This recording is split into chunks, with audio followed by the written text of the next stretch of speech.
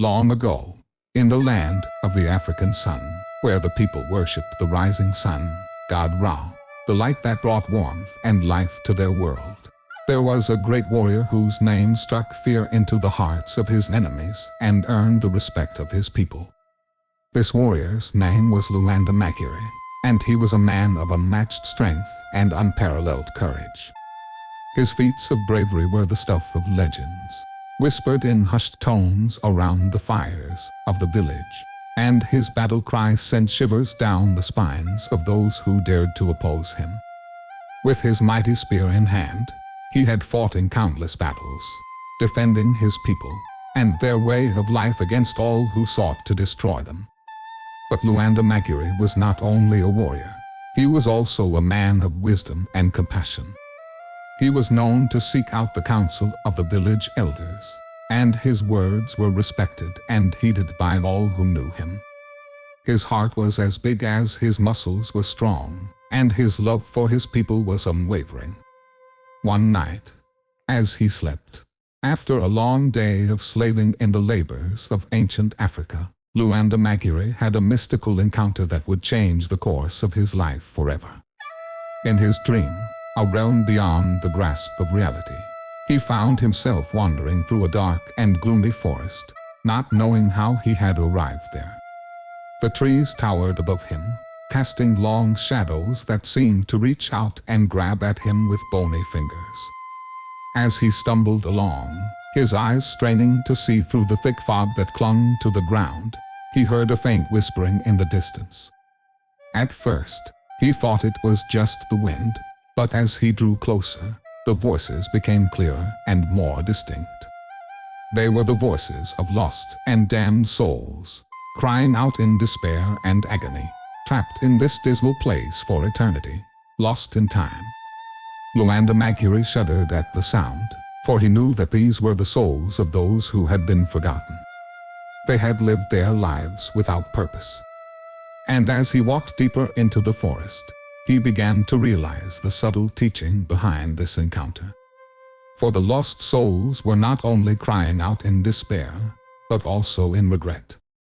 They knew that they had not lived their lives to the fullest. Behold, the Reaper had come, a cold knocking on their door, and with solemn trepidation, they answered.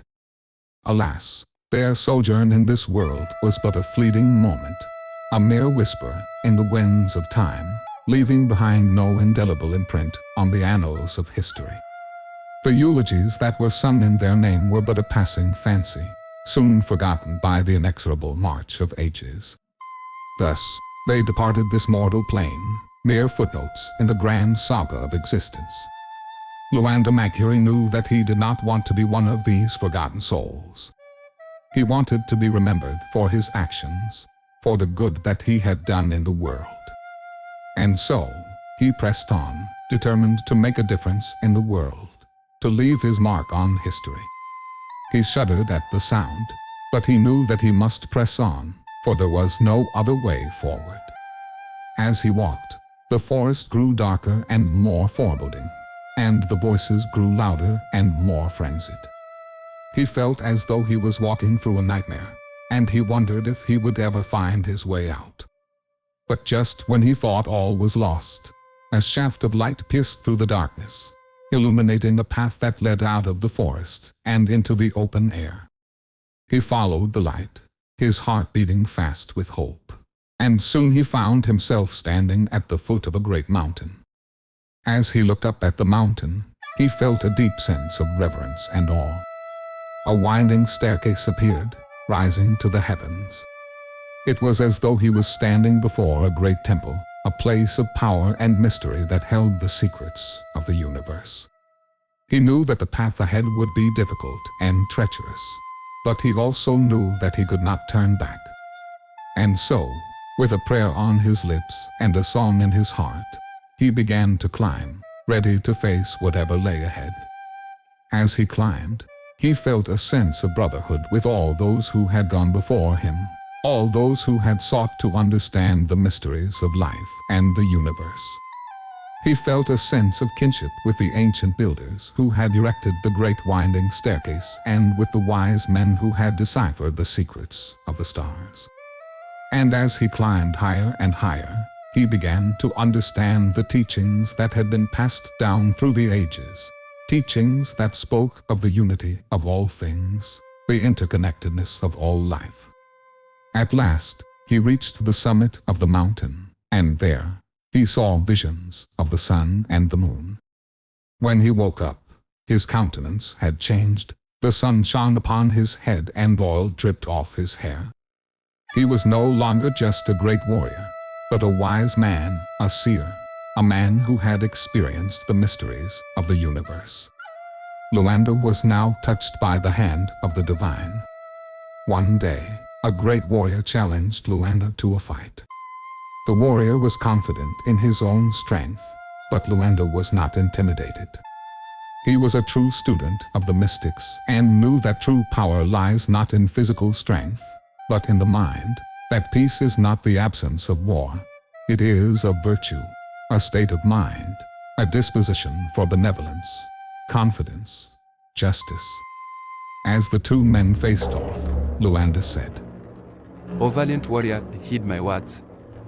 For the greatest triumph lies not in the clashing of swords, nor in the bloodshed on the battlefield. No, the ultimate victory is that which requires no battle. Perchance thou may be perplexed by my words. Hearken to my counsel, and you shalt comprehend. True might emanates not from brute force, but from sagacity and the ability to evade conflict. A wise leader recognizes that victory lies not in the spilling of blood, but in the preservation of life and the avoidance of strife. Thus, I say unto you, my comrade, by choosing the path of non-violence, I have already emerged victorious. For the art of war is not solely about destroying one's foes, but about outmaneuvering them with astuteness and acumen. Henceforth, let it be known that the true warrior does not seek battle, but rather seeks to avert it through diplomacy and shrewdness.